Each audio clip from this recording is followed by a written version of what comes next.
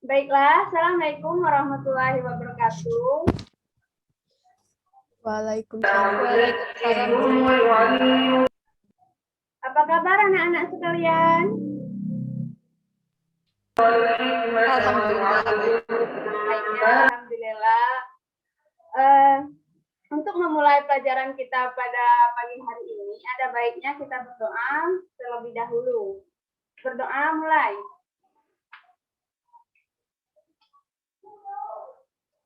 Selesai. Nah, untuk absen, silakan anak-anak mengisi absen yang sudah Ibu kirimkan di Google, yaitu absen Google Form. Ada baiknya kalian mengisi absen sekarang ya, agar tidak lupa dan telat nantinya. Nah,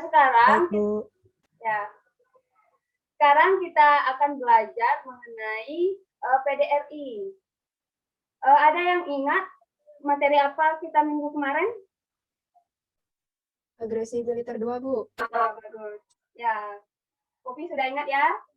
Ya, pelajaran kita minggu kemarin yaitu agresi militer kedua.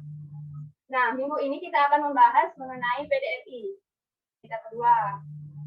Nah, minggu ini kita akan membahas mengenai PDRI. Nah, PDRI ini terbentuk dilatar belakangi oleh agresi militer kedua. Mengapa demikian? Karena di agresi militer kedua, Belanda itu kembali masuk ke Indonesia untuk menguasai Indonesia kembali. Nah, dampak agresi militer kedua dan terbentuknya pemerintahan darurat Republik Indonesia. Nah, agresi militer kedua ini di mana Belanda ingin menguasai kembali Indonesia, yaitu tujuan pertamanya yaitu Yogyakarta. Mengapa Yogyakarta? Karena Yogyakarta adalah ibu kota Indonesia. Kemudian datangnya Belanda ke Indonesia ini, beberapa pejabat Indonesia itu ditawan. Kemudian sebelum ditawan, pejabat pemerintah itu melakukan rapat kilat dan terbentuklah PDRI ini. Nah, yang kedua itu mengenai kronologi pembentukan pemerintahan darurat Republik Indonesia. Nah, seperti sudah Ibu bilang tadi bahwa tujuan pertama Belanda itu menduduki Yogyakarta karena Yogyakarta adalah ibu kota Indonesia. Nah,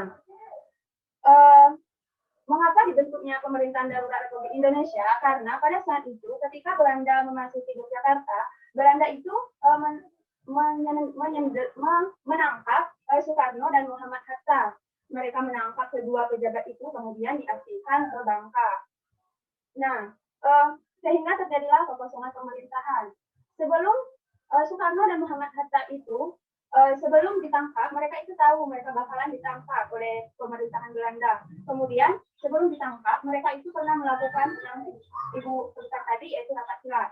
Di rapat itu mereka itu berencana untuk membuat pemerintahan PDRI ini, yaitu di mana ketuanya yaitu Syafruddin. Nah, mereka itu mengirimlah telegram kepada Syafruddin ini untuk membentuk pemerintahan darurat Republik Indonesia, untuk membentuk pemerintahan PDRI ini. Nah, sekarang kita akan mengenal lebih dalam mengenai sosok Syafruddin Prawira Negara ini.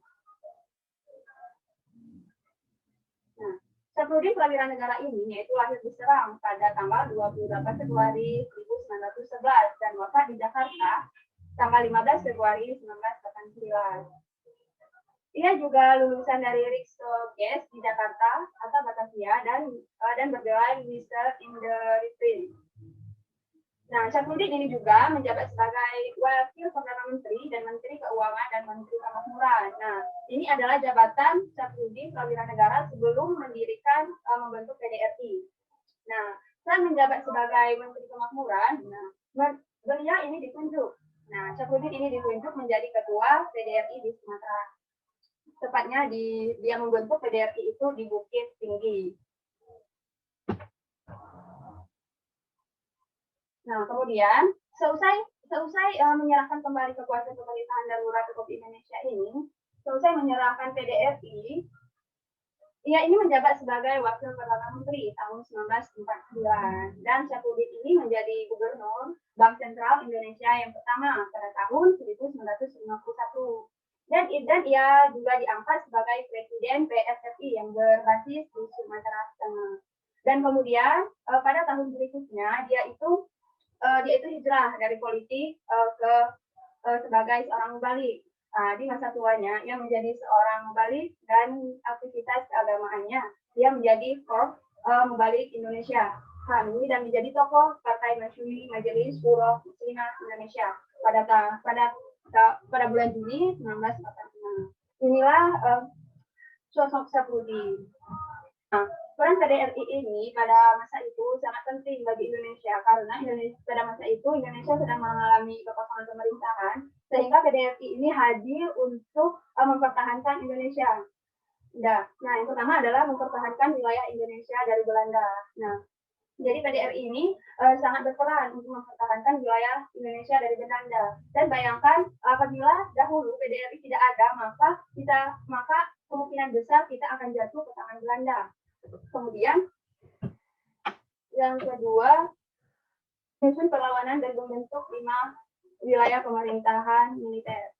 Nah, Syafruddin ini juga membentuk strategi-strategi untuk melawan pemerintahan Belanda.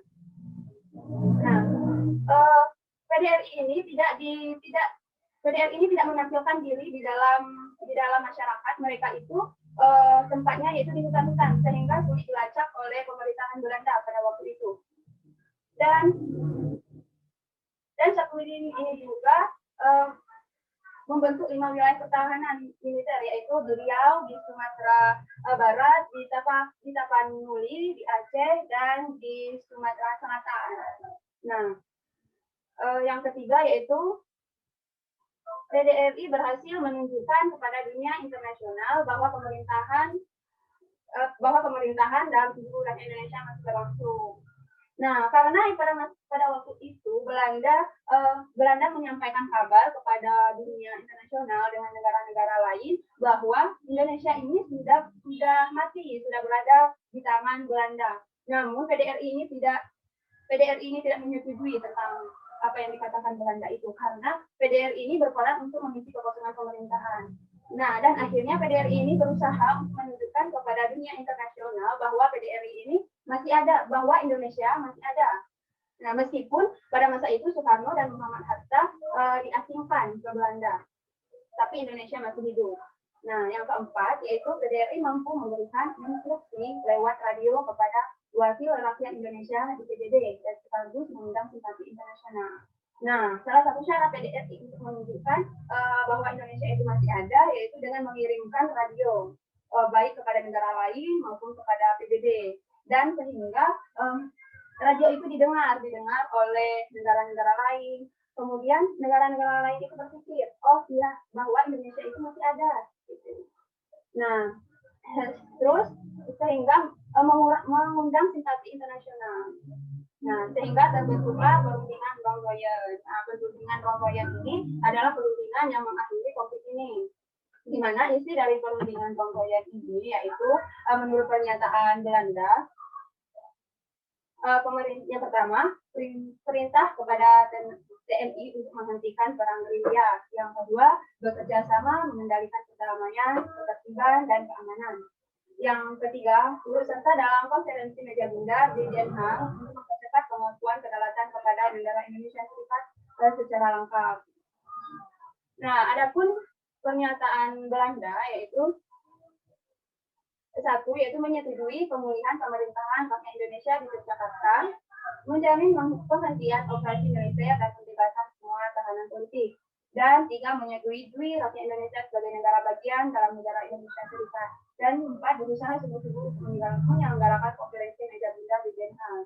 Jadi perundingan Ronggoyan ini menjadi sebuah berakhirnya kolonial Belanda di Indonesia. Dan ketika Indonesia mendapat simpati dari dunia internasional, sehingga yang menyebabkan Soekarno dan Muhammad Hatta itu dibebaskan dari pengasingannya. Nah, mungkin itu saja materi kita pada pagi hari ini. Sampai di sini ada yang mau ditanyakan?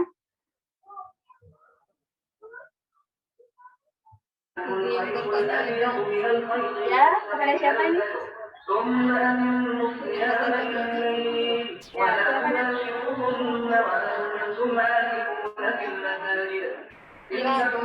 Ya, silakan Ira. Saat itu tidak melakukan perlawanan Bu terhadap Belanda ketika Belanda mau menangkap. Ya, bagus ya pertanyaannya. Ada yang bisa menjawab pertanyaan dari Ira? Ya, kepada anak-anak silakan menjawab pertanyaan dari teman kalian.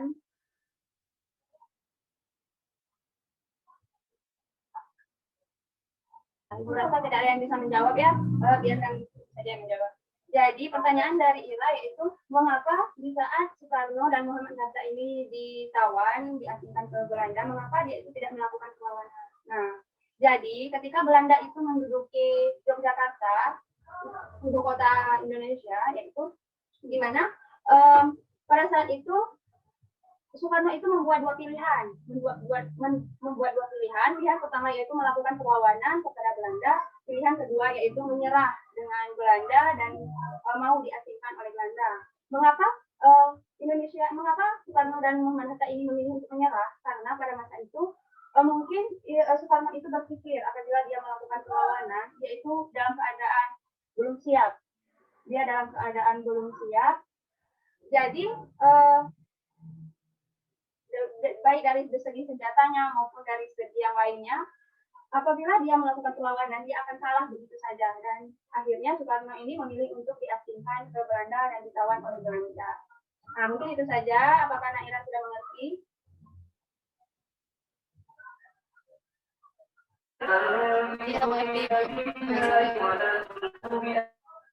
Nah, mungkin Ibu cukupkan sampai di sini ya. Ada yang bisa menyimpulkan tentang materi kita pada hari ini?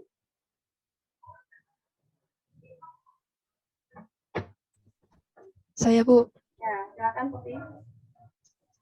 Jadi kesimpulannya itu adalah PDRI ini dibentuk tidak lama setelah ibu kota Yogyakarta dikuasai oleh Belanda pada tanggal 19 Desember 1948 saat agresi militer Belanda kedua, di mana pada saat itu para pemimpin Indonesia seperti Soekarno, Muhammad Hatta, dan Sultan Syahrir dan Agus Salim itu ditangkap dan diasingkan Belanda ke daerah luar Jawa. Peran PDRI ini, Bu, sangat penting dalam mempertahankan kemerdekaan Indonesia, di mana tidak hanya mengisi kekosongan, pemerintahan PDRI berhasil menjalin hubungan dengan negara-negara yang lainnya. Mungkin itu saja, Bu. Bagus. Berarti Nak Popi tadi menyimak ya. Nah, jadi seperti Nak Popi bilang tadi bahwa kesimpulan dari PDRI ini dibentuk ketika tidak lamanya kolonial Belanda datang ke Yogyakarta. Dan pada saat itu terjadilah kekosongan pemerintahan sehingga dibentuklah PDRI ini. Dan berakhirnya kolonial Belanda di Indonesia ini berakhir dengan perundingan Ronggoyan. Nah, untuk penutup, kalian Ibu harap mengisi soal yang sudah Ibu kirimkan di grup WA, yaitu berupa soal pilihan ganda. Kalian akan mengisi soal tersebut di Google Form. Kalian memiliki waktu pengisiannya dikumpul pada malam ini, terakhir malam ini jam 9 ya, Ibu tunggu sampai jam 9.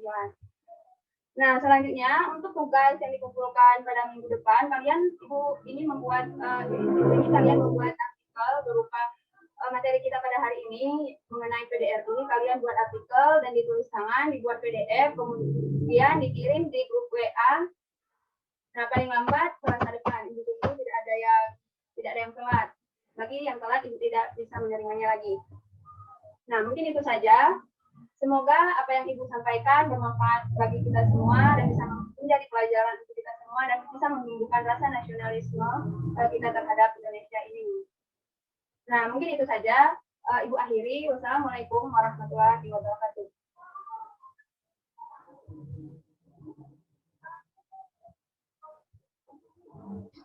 Baik, Ibu. Terima kasih. Terima kasih, Ibu.